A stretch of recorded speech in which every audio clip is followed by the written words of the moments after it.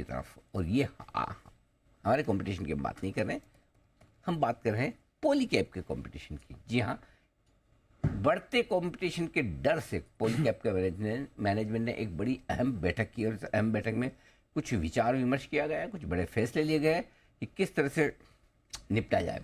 आशीष बताने इस बैठक में क्या कुछ खास बातें हुई? सर ये तो डर नहीं तैयार रहे। है? हाँ तैयार है सर। क्या डर गए? ये नहीं डर रहे हैं। नहीं डर रहे? हाँ, बिल्कुल नहीं डर रहे। हाँ, नहीं डर रहे। क्या बोल रहे हैं? ये कह रहे हैं कि 4 से के आने से क्या होगा? कुछ नहीं होगा, अगले 4 से 5 साल तक तो कुछ भी नहीं होने वाला है। ये बोल रहे हैं मार्केट का एआई इंडस्ट्री नहीं बता ये सेम चीज़ है, सेम व्यू है इनका भी। आके बताया नहीं लेकिन हाँ।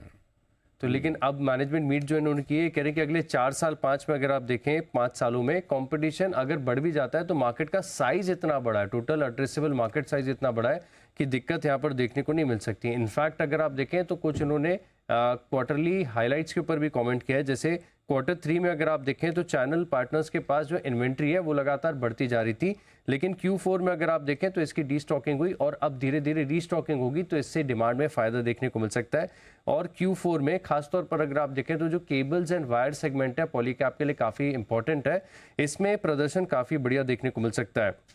इसके अलावा Q3 में हमने देखा था कि जो एक्सपोर्ट से टोटल रेवेन्यू का कंट्रीब्यूशन वो तकरीबन 10% के आसपास था, जिसमें पिछले साल के मुकाबले 62% की ग्रोथ देखने को मिली। तो ये बता रहे कि जो इनका एक्सपोर्ट का बिजनेस है ये भी धीरे धीरे लगातार स्केल अप करते जा रहा है। और जो चाइना और मेक्सिको के ऊपर यूएस ने टैरिफ लगाए, इसके चलते भी अगर आप देखें तो जो इंडस्ट्री और खासतौर पर जो एक्सपोर्ट के बेनिफिट है ये कंपनी को देखने को मिलेंगे।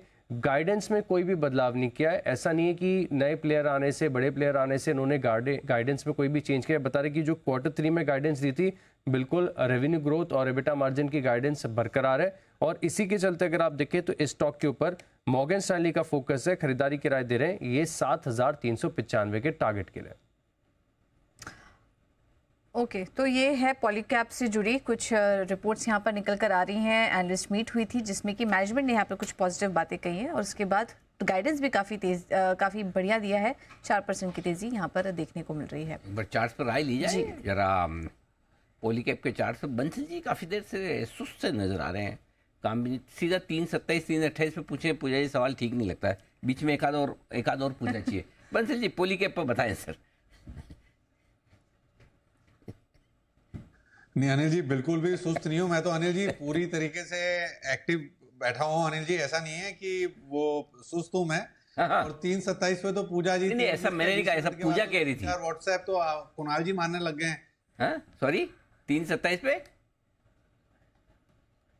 3:20 के बाद तो कुणाल जी 3-4 व्हाट्सएप कर देते हैं। वैसे इनको व्हाट्सएप करो तो अनिल जी रिप्लाई नहीं करते। 3:20 पर भैया जगाने के लिए कि लैपटॉप ऑन रखना। इनको अनिल जी डर लगता है कि अगर मैंने बोला कि मशीन बंद है तो इनके पास सवाल ना आ जाए। इनको भी टेस्टिंग पे रखिएगा। और अनिल जी पॉलीकैब में अगर देखें तो टेक्निकल चार्ट तो अनिल जी खराब है, थोड़ा सा वेट एंड वॉच करेंगे। 52-44 के ऊपर निकलेगा तो टेक्निकली मेरे को ऐसा लगता है कि तब थोड़े राहत के संकेत देखने को मिलेंगे।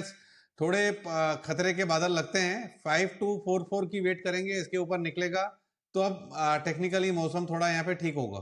ओके, मौसम को और बेहतर करते हुए